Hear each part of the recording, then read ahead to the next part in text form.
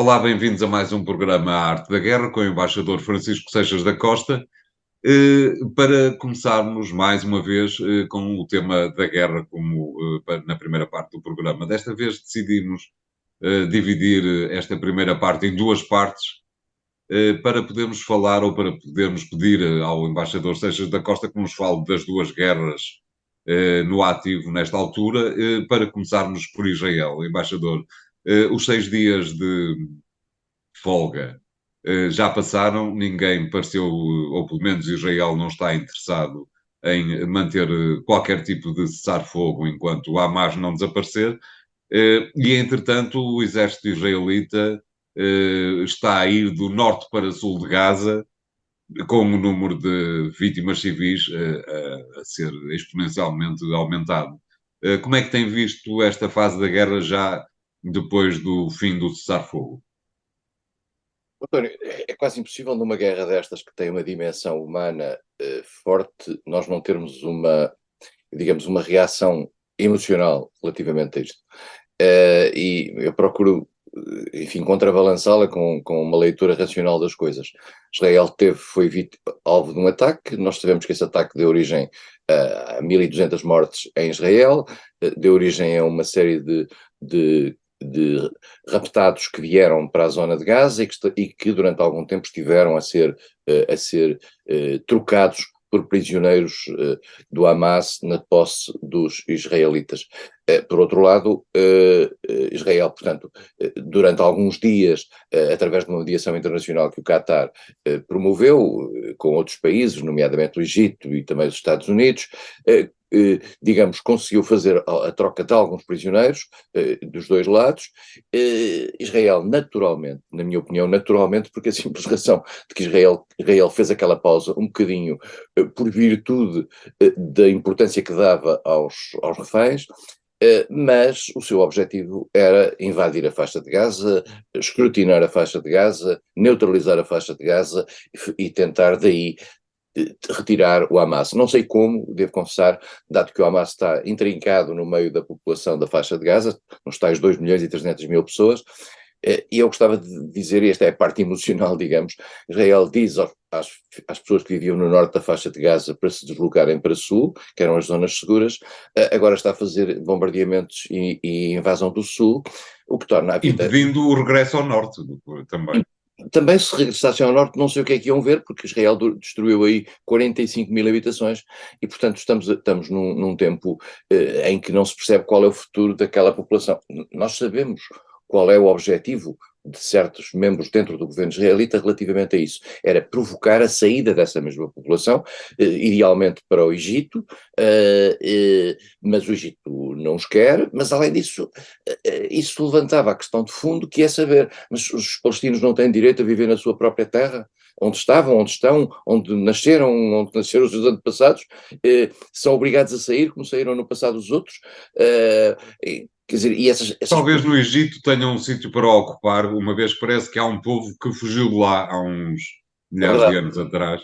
É verdade, mas se fôssemos por aí, nós criávamos de facto um êxodo histórico. Esta situação é muito grave porque o sofrimento da população civil é altíssimo. Morreram neste momento, no momento em que falamos, cerca de 16 mil pessoas, estamos a falar de 16 mil pessoas. Em Israel, durante o ataque, morreram 1.200, 16 mil pessoas entre a população civil e eventualmente militantes do Hamas, mas imensas crianças neste quadro. Todas as organizações internacionais, volto a dizer, todas as organizações internacionais, sem exceção, que estão presentes no território, estão todas, e estão muitas, dizem que se trata de uma situação catastrófica sobre o ponto de vista humanitário, e a pergunta é saber se uma questão de defesa de Israel não tem limites naquilo que é o seu contraponto, isto é, se essa defesa pode sacrificar populações civis neste limiar. é este o problema, quer dizer, a comunidade internacional faz proclamações declaratórias, ao mesmo tempo sempre naquele velho balanço, por um lado Israel tem o direito a defender, por um lado Israel deve ter cuidado e não prejudicar e não afetar populações civis.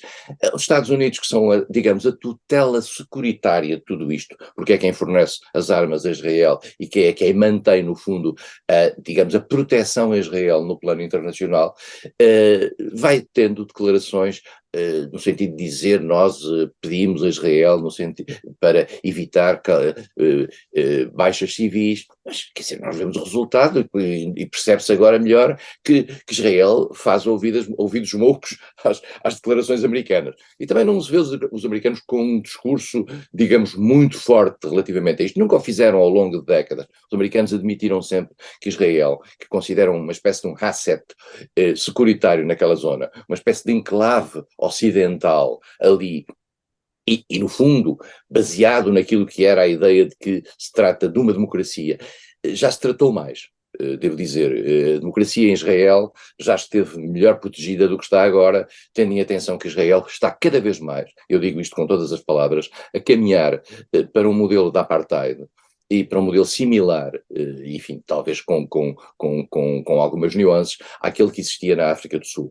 Israel está a perder as suas credenciais, este é o ponto, Israel está a perder as suas credenciais democráticas e o mundo começa a cansar-se relativamente à proteção sistemática que dá à questão da defesa de Israel no plano internacional, e começa a acordar, e isso é um mérito do Hamas, assim, há que reconhecer que as ações terroristas têm isto como contraponto, a noção que o mundo acordou para aquilo que é a tragédia do povo palestino, que está sem defesas. E eu volto a dizer uma coisa que sempre disse, nós não podemos pôr a segurança de Israel acima da segurança da população palestina. E isso está a ser feito neste momento na comunidade internacional, vamos ser claros. Claro. Vamos passar um pouco mais para Norte, embaixador, para lhe pedir que fale um pouco sobre a guerra na Ucrânia, recordando uma coisa interessante.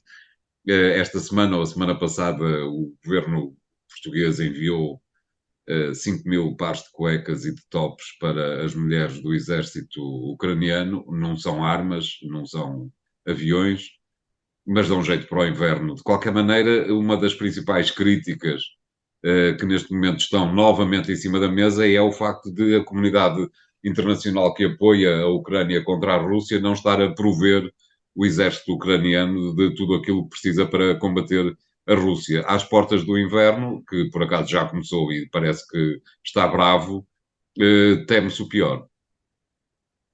Quanto à contribuição portuguesa, o que provavelmente aconteceu, se bem conheço o funcionamento destas coisas, é que perante uma lista de pedidos feitos pelo governo ucraniano, o governo português, à luz daquilo que tinha disponível, terá dito nós podemos fornecer isto, aquilo e aquilo outro. E se isto, aquilo e aquilo outro significa cuecas e tops, faz aquilo que pode em função da sua disponibilidade. Eu sobre essa matéria não critico, devo dizer que, sob o ponto de vista mediático, não é propriamente, digamos, o mais sonante a circunstância de nós estarmos com esse tipo de produtos no topo daquilo que é a nossa contribuição neste momento. Vale a pena dizer que no passado já demos muitas coisas para a Ucrânia, talvez até algumas que podiam pôr, eu diria, em causa o próprio equipamento das Forças Armadas Portuguesas, mas, portanto, é uma curiosidade que, obviamente, é um fait divers para efeitos mediáticos, claramente. O que se nota neste momento na comunidade internacional, depois de um discurso muito forte que o secretário-geral da NATO, Stoltenberg, fez durante a reunião dos ministros dos estrangeiros da NATO, no sentido de dizer que a NATO estava disponível para ir com a Ucrânia até ao fim, como sempre disse. Depois disso, Stoltenberg, um pouco surpreendentemente, avisou os países NATO que se deveriam estar preparados para más notícias. E as más notícias o que é que são? As más notícias, aparentemente, o que são duas coisas. Em primeiro lugar, a capacidade russa de avançar em várias frentes, com muitas perdas. Fala-se que na globalidade os russos já terão perdido mais de 300 mil pessoas nesta guerra, o que é uma coisa extraordinária, talvez não extraordinária para a Rússia, mas é extraordinária sob o ponto de vista global. É uma guerra de atrição em que a Rússia tem tido muitas baixas, a Ucrânia também tem tido imensas baixas, mas a sensação que existe é que aquilo que foi a tentativa de contraofensiva ucraniana falhou, e mais do que isso, os russos procuraram retomar a iniciativa em várias áreas, e isso está a ter algum efeito. E Zelensky está preocupado com isso, e há uma noção de que a guerra está a ser desfavorável para a Ucrânia. Resta saber a que ponto. Isto levanta também um outro problema que está a emergir dentro da Ucrânia, que é uma conflitualidade entre Zelensky e o chefe de Estado-Maior-General das Forças Armadas, que, ao que parece, ele próprio terá tido contactos com o mundo ocidental, pondo em causa até, mas isso digamos, são os rumores que aparecem, a própria liderança de Zelensky no plano militar, isto é, que o Palácio Presidencial estaria a tomar decisões no plano militar que ele próprio não veria com bons olhos. Há quem diga que Zaluzky, que é o chefe de Estado-Maior-General das Forças Armadas, seria, digamos, uma personalidade alternativa a Zelensky numa futura liderança da Ucrânia. Resta saber se isso também significaria uma mudança da postura da Ucrânia, nomeadamente em termos da negociação, de uma eventual negociação com a Rússia. Por outro lado, nós recebemos sinais dos Estados Unidos, e sinais, digamos, muito claros, nomeadamente por parte de Jack Sullivan, Conselho de Segurança Nacional, de que está a acabar o dinheiro que orçamentalmente está previsto para a Ucrânia. Sabia-se isso desde a negociação que tinha sido lugar aqui há umas semanas, e neste momento isto é no fundo uma pressão para que os meios republicanos venham ao jogo no sentido de um compromisso que depois tem efeitos não só na questão da Ucrânia, como tem efeitos no resto do orçamento. Mas realmente, aparentemente, o dinheiro para a Ucrânia e o dinheiro para o material para a Ucrânia está a acabar. E isso, eu acho que vai haver uma solução até ao final do ano, mas isso não significa que isso não possa ter efeitos práticos, nomeadamente em matéria de munições. E em matéria de munições, para acabar, a Europa já disse que mesmo no auge da sua produção e mantendo a sua produção muito elevada, não é possível prover a Ucrânia de um conjunto de munições, globalmente necessário para aquilo que é o seu gasto diário. Portanto, estamos aqui com um problema claramente no terreno das frentes de combate. Claro. Obrigado, embaixador. Vamos fazer o primeiro intervalo do programa de hoje. Voltamos já de seguida com o segundo tema. E até lá.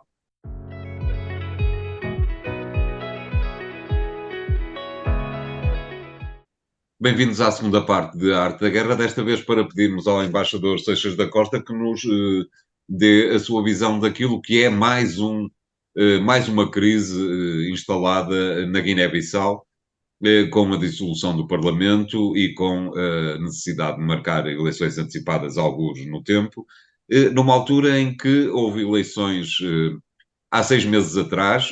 A coligação PAI, liderada pelo PAIGC, ganhou com bastante conforto, tem uma maioria absoluta. Todos os analistas achavam que finalmente o país estava enfileirado no sentido do desenvolvimento e de ultrapassar a crise política que se foi mantendo, eu diria, durante décadas. Afinal, não. Afinal, está tudo pouco mais ou menos na mesma, se não um pouco pior. Não lhe parece, embaixador? Sim, de facto, tem graça que ainda há poucos meses nós tínhamos falado aqui na crise da Guiné-Bissau e tínhamos analisado as perspectivas para as eleições e tínhamos até saudado a circunstância de depois das eleições, contrariamente a todas as previsões, as coisas terem corrido mais ou menos bem.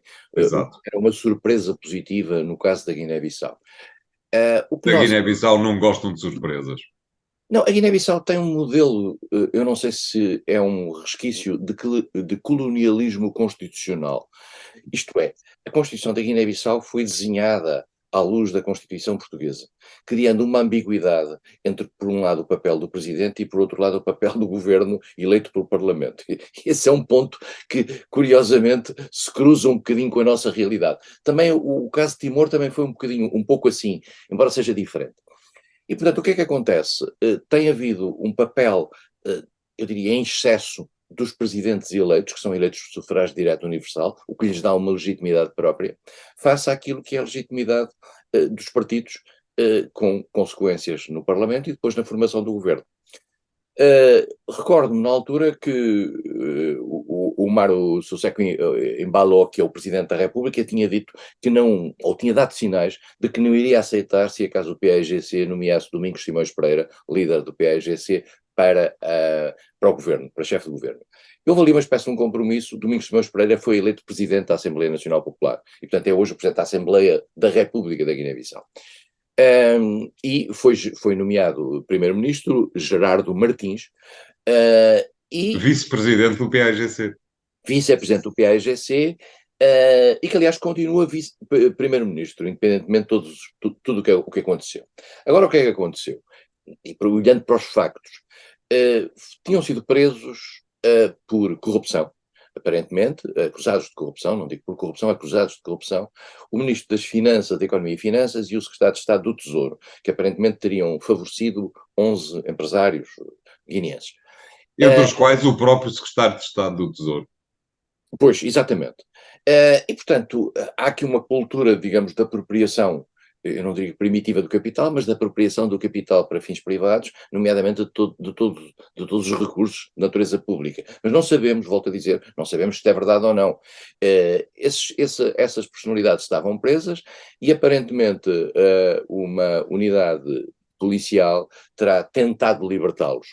E, de acordo com o Presidente da República, Domingos Simões Pereira terá tido uma conversa com o presidente dessa unidade militar, policial, o que significaria que podia estar ligado a uma espécie de uma tentativa de golpe de Estado, no sentido de anular a Operação Anticorrupção. Não sabemos se é verdade ou não. Isso deu um pretexto ao Presidente da República para dissolver o Parlamento, e dizer que depois iria fazer eleições, dissolver o Parlamento. E ao dissolver o Parlamento teve aqui um pequeno pormenor, que podia ser resolvido teoricamente judicialmente, que é que ele não tem o direito de dissolver o Parlamento, porque tal como acontece em Portugal, que lá está a Constituição, a dissolução do Parlamento não pode ser feita pelo chefe de Estado, senão um certo prazo passado sobre a última eleição. Acontece em muitos países, em Portugal também acontece, quando o Presidente está no final do seu mandato ou no início do seu mandato, e o Parlamento foi eleito há pouco tempo, não pode ser dissolvido, o Parlamento não pode ser dissolvido. E assim aconteceu. E neste momento o Presidente decidiu fazer isso, digamos, ilegalmente. Mas como é que se mede a legalidade? Mede-se através do Tribunal Constitucional. Ora bem, o Presidente conseguiu afastar o Presidente do Tribunal Constitucional, suspendeu os juízes do Tribunal Constitucional, o que significa que não há um órgão jurisdicional para ver da ilegalidade e da inconstitucionalidade da medida. O que é que isto significa na globalidade? Que vivemos num Estado em que a lei é um elemento referencial, mas não imperativo. E isso é a tragédia. Curiosamente, Sissoko Embalo veio a Portugal e, e há uma espécie de eu não diria de uma tutela constitucional sobre a lei guineense. Domingos Simões Pereira diz isso agora numa entrevista à Lusa, no sentido de dizer Portugal, no fundo, continua a ser o referente para a Guiné, e o Presidente utiliza os pareceres constitucionais portugueses para se manter no poder e para ter estas atitudes no poder. Não sabemos, quer dizer, se isto tem algum sentido, não sabemos em que medida a opinião pública e a opinião que vale na Guiné-Bissau se deixa entusiasmar ou não pelos pareceres constitucionais portugueses, mas a verdade é que Sissoko Embalo veio a Portugal, nós tivemos Marcelo Rebelo de Sousa e António Costa na Guiné-Bissau, e Domingos Simões Pereira diz, ao virem à Guiné-Bissau, as duas principais personalidades da hierarquia constitucional portuguesa dão uma espécie de conforto ao Presidente da República, que imediatamente a seguir faz, digamos, o que ele considera ser uma espécie de golpe de Estado. Portanto, estamos aqui num terreno muito fluido e em que o papel de Portugal, a meu ver, poderia ser um pouco mais discreto. A descrição era um bocadinho difícil a partir do momento em que o Presidente da República da Guiné-Bissau foi galardoado com a comenda da Ordem do Infante, se não estou em erro. Pois não sei, mas, António, é assim, nós temos que ser muito claros naquilo que é a nossa relação com os países de expressão portuguesa, Nós temos uma determinante que é manter as melhores relações possíveis com os vários países de expressão portuguesa, independentemente dos regimes que tenham. Esse é um ponto fundamental. Nós não podemos estar à espera que eles sejam a Suíça. E, portanto, temos que manter as relações com os países, independentemente, mesmo com golpes de Estado, etc., nós temos que manter sempre as portas abertas. São países de expressão portuguesa, fazem parte da nossa zona de tráfico de influências, no bom sentido, normal. O que talvez não valha a pena é, em determinados momentos, dar sinais de que estamos a apoiá-los naquilo que são saltos de natureza paraconstitucional que podem ser duvidosos. É a única questão. E, portanto, por isso é que eu falo em descrição, não falo necessariamente em não dar as condecorações, essas coisas. Faz parte do ritual dessas coisas, do mundo internacional. Nós temos que perceber que na maioria do mundo, os países não são democráticos ou têm algumas grandes deficiências democráticas. E temos que perceber também duas coisas, uma coisa relativamente à CPLP. A CPLP é uma organização de países que se juntam porque têm a língua portuguesa, isso é o único fator, não se juntam porque têm regimes completamente democráticos, proteção de direitos humanos, etc. Portanto, a CPLP tem no seu, se a gente olhar para aquilo que é a carta fundadora da CPLP, está lá tudo, a separação de poderes, o poder judicial, a proteção do poder judicial, a democracia, os direitos humanos, etc. Só que a CPLP é uma organização, como eu costumo dizer, com um padrão ético do Norte aplicado a países do Sul, que olham para aquilo como uma coisa interessante, de facto, um caminho para, mas necessariamente cada um faz o seu caminho próprio em função dos seus interesses. Se Portugal tiver ou não interesse em manter-se neste quadro, muito bem, se não teria que romper. Portugal não quer romper naturalmente e por isso faz este tipo de concessões. Não deve, a meu ver, ir muito longe. Resta ainda o caso da Guiné-Conakry, que tem que ler a carta de intenções da CPLP na versão inglesa porque não percebe a versão portuguesa. Pois, mas a Guiné-Conakry tem um precedente. A Guiné-Conakry, António, é o único país da antiga comunidade francesa que de Gaulle nunca conseguiu tutelar. De Gaulle nunca conseguiu tutelar a Guiné-Conakry. A Guiné-Conakry fugiu sempre do controlo da famosa France-Afrique e do controlo daquilo que era o Império Colonial Francês pós-independências. E isso torna a Guiné-Conakry um caso muito particular. E, portanto, as diferenças estão aí, estão aí. O autoritarismo é uma marca ali naquela região. Mas não se pode dizer, como alguém terá dito, que a Constituição é para ser cumprida, mas de acordo com, como é que eu ia dizer, o espírito da CEDEAO. Por amor de Deus, é criar uma espécie de uma excepcionalidade africana para aquilo que é o dever do cumprimento da lei. Ou então, esqueça-se, não se fala no assunto. Claro. Obrigado, embaixador. Vamos fazer aqui o segundo intervalo do programa de hoje. Voltamos já de seguida com o último tema. Até lá.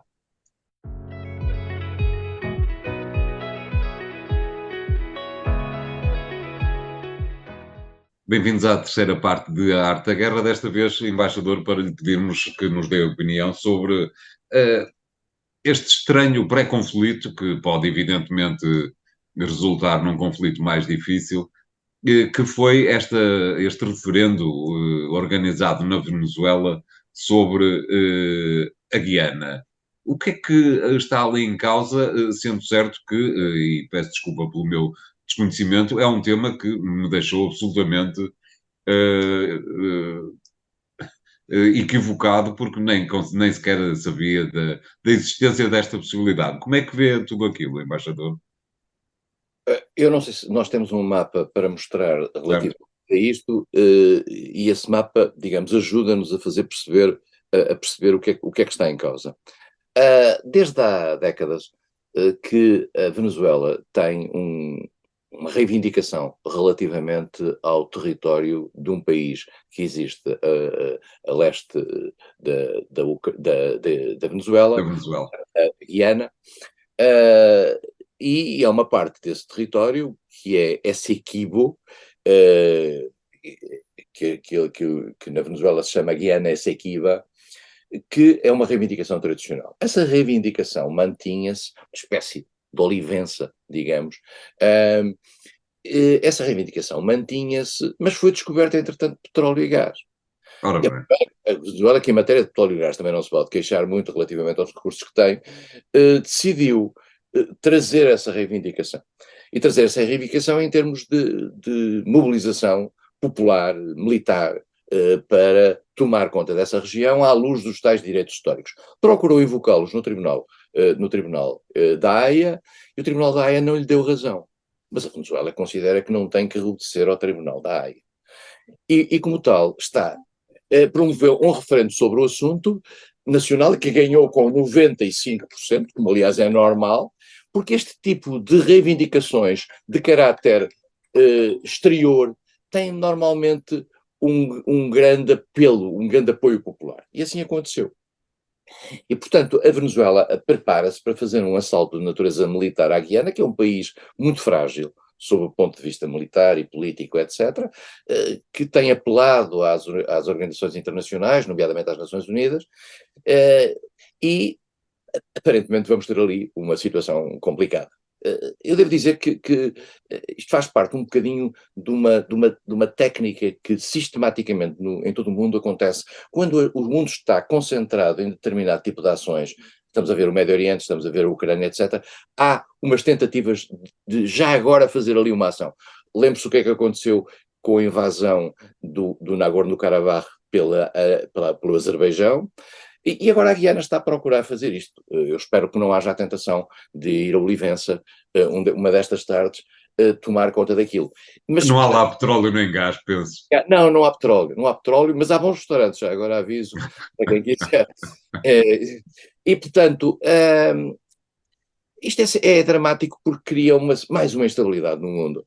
Mais uma situação de instabilidade. Nós temos várias à espera de possam acontecer por todo o mundo. Esta não era muito conhecida, mas há várias por todo o mundo, reivindicações de natureza territorial, zonas que não estão completamente definidas, e portanto, isto pode, de um momento para o outro, ser despoltado a partir do momento em que haja, digamos, uma vontade nacional e uma capacidade de levar à prática isto.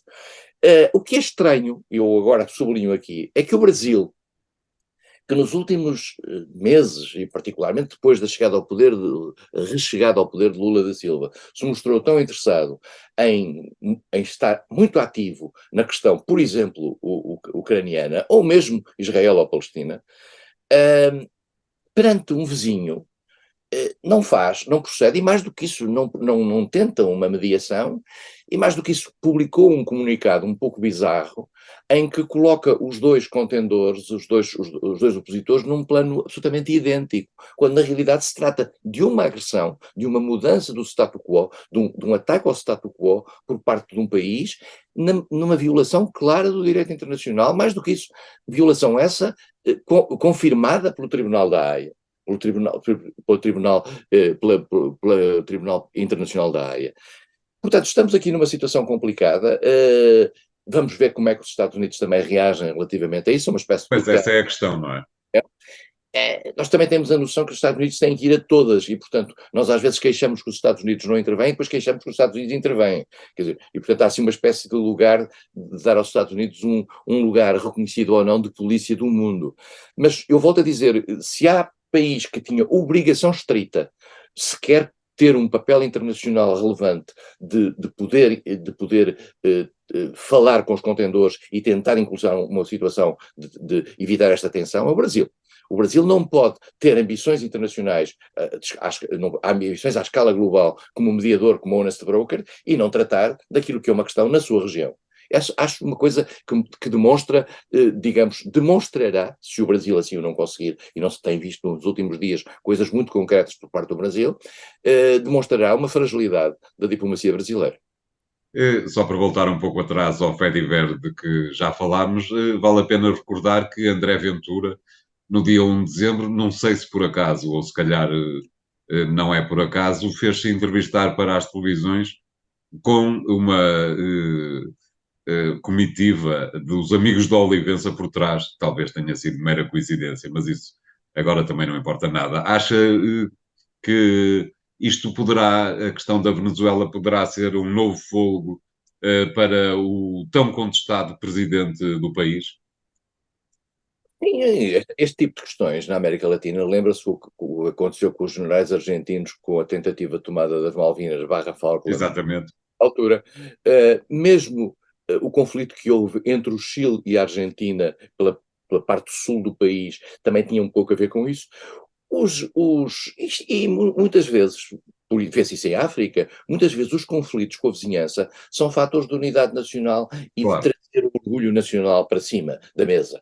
E, portanto, às vezes até são uma confissão de alguma fragilidade no plano interno. No caso de Maduro, que tem sido um sobrevivente, vamos ser claros, Maduro é uma espécie de genérico de Hugo Chávez, que passou por várias crises, conseguiu sobreviver a todas elas, aparentemente partilhando o poder com alguns militares aos quais não serão alheios certos interesses de natureza comercial, digamos, e de certos tráficos mais ou menos ilícitos, e vai aguentando no poder, com uma situação interna, sob o ponto de vista democrático, dramática, vamos ser claros, com uma população a viver numa situação muito difícil, e nós vale a pena recordarmos o que se passou há poucos anos com a quantidade de venezuelanos que fugiram para os países limítrofes, nomeadamente para o Brasil, nomeadamente para a Colômbia. Eu devo dizer que fui a Bogotá e encontravam-se pelas ruas de Bogotá imensos venezuelanos em situação muito, muito difícil, e por isso mesmo, apesar de tudo, digamos, com estes escapes, Maduro foi sobrevivendo no poder. É hoje um poder ditatorial na América Latina, alguma complacência por parte de certo do Sul relativamente a isso. O Sul tem normalmente muita complacência em relação a ditaduras e ao desrespeito por parte dos direitos humanos, e Maduro lá vai. E agora é capaz de estar a entrar numa guerra que vai tornar patriótica, do seu ponto de vista interno, e provavelmente lhe vai dar, como agora teve 95% de votos no referendo para invadir um país alheio, pode seguramente depois ter uma montanha de votos numa eleição interna que venha a realizar. claro. É uma questão que teremos, obviamente, que continuar a observar. Obrigado, embaixador. O programa fica hoje por aqui. Continuem a acompanhá-lo nas redes sociais e nos sites do Jornal Económico e até para a semana. Obrigado.